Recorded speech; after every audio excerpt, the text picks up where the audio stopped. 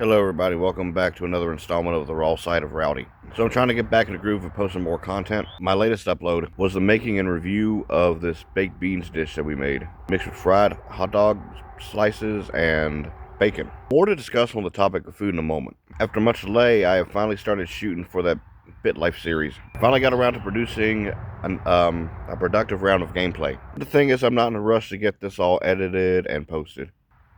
Just like how the Ozark Mountain Daredevils would say, it'll shine when it shines. That first installment will get its place in the sun when it gets there. And now to go back to the topic of food. I've read that Bill Gates and Warren Buffett have this gold card for McDonald's that grants them lifetime free visits, right? I want to take a longer pause so that the train can stop its blowing. Now, someone suggested some product not sold ought to go to the misfortunate. I've heard that in France, they're supposed to be giving away unsold food to people like the homeless. This kind of thing seems like a good idea, but fast food by and large, especially here in the US, is not particularly healthy. Now, if there were a way to mass produce quality, wholesome products like beef, chicken, and pork without all these additives, chemicals, preservatives, etc., that would be pretty cool. And whether it's food you'd find in restaurants or at the grocery store, the ingredients of food and drinks back then, like 50 plus years ago, they were more simplified back then. So it makes sense how many people back then and before turned out to be much healthier. Now we have all these measures in place to ensure speed, convenience, and a prolonged expiration date. I've said this before and I'll say it again. Convenience can be a gateway drug leading to all manner of consequences. So for the past several years, I've tried to have my best to have my meals at home, especially cooking it myself. And y'all know I like my steak. And I've even been dabbling into the organic market too.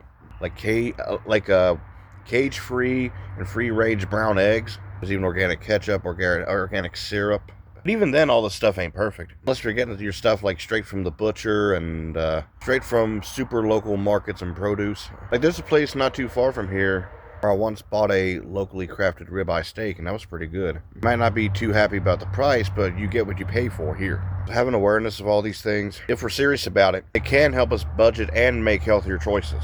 Not to mention it could help local businesses too. And more power to you if you have your own garden.